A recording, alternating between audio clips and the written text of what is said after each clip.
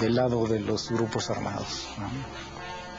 Y bueno, pues también de parte de ellos hubo bajas, por supuesto. La muerte, la persecución, la cárcel, la tortura, esos son sus métodos fundamentales. La finalidad es infligir o influir en el ánimo de la gente a través del terror, del miedo sobre todo, ¿no? Entonces hay detenciones extrajudiciales, ejecuciones extrajudiciales, gente desaparecida. Estigmatizada por sus métodos represivos y brutales, la Dirección Federal de Seguridad vivió su caso durante el sexenio de Miguel de la Madrid. La DFS, bueno, ya infiltrada por el narcotráfico, desaparece en el gobierno de la Madrid.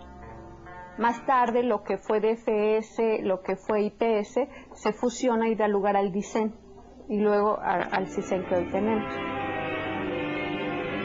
Hemos concluido y la interrogación del principio ha quedado despejada.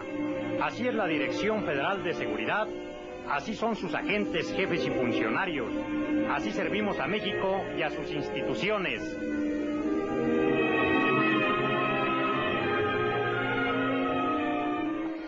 Pues vaya imagen a las que hemos visto en este video. Jorge Torres, ¿cómo estás? Muy buenas noches. Buenas noches. Muy buenas noches y pues me quedo impresionada, sobre todo por lo que comentamos en algún momento, todos estos que parecieron mitos, ¿no?, en torno a la DFS, finalmente, bueno, pues con este video quedan totalmente claros, el entrenamiento militar, ese famoso tigre rondando en la oficina de Nazar, pues imágenes contundentes, ¿no? Sí, la DFS, Jacaranda, fue en un momento determinante en el sistema político mexicano, sobre todo el posrevolucionario. Sí. Una institución muy poderosa, una institución consentida por el gobierno, una institución que fue utilizada para, en este caso, combatir, sobre todo en los años 70, a la guerrilla urbana, que en ese momento era un problema muy serio para el Estado, para el régimen sobre todo.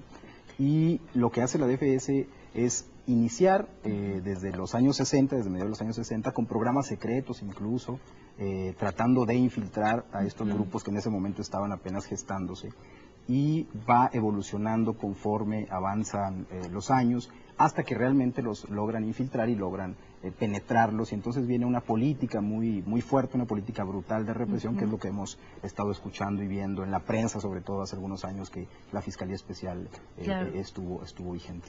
Ahora, lo que es interesante es que muy poca gente sabe que esta corporación se construye en el periodo de Miguel Alemán. Claro, fue teniendo una transformación y decía yo hace un instante, en el periodo de Luis Echeverría y posteriormente, ¿no?, pues en los 80, cuando viene el declive justamente de la Dirección Federal de Seguridad, como tú dices, ya infiltrada por el narcotráfico y sobre todo sin tener precisamente por las labores para las que había sido creada, ¿no?, estas labores de conformar ciertos informes, ¿no?, en términos de la seguridad nacional, pues no quedaron claros en esos tiempos, ¿no? Sí, la DFS se crea con Miguel Alemán como una policía política, es decir, era el objetivo, crear una policía política que protegiera además al presidente, jugaba un papel junto a los militares de protección al presidente, y se convirtió en una policía que informaba sobre lo que hacían los enemigos del régimen.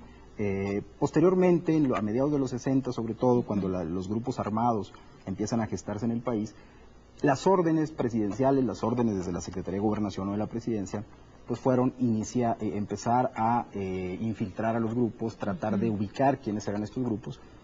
Y a principios de los 70 tenían perfectamente estructurado lo que tenían que hacer, y lo hicieron. A mediados de los 70 se convirtió en un grupo paramilitar, es decir, había programas secretos como la Brigada Blanca, por ejemplo, que fue un programa secreto que se creó en el 74, la prensa lo detectó, e incluso los familiares de desaparecidos lo detectan hasta el 76, pero esto se crea en el 74.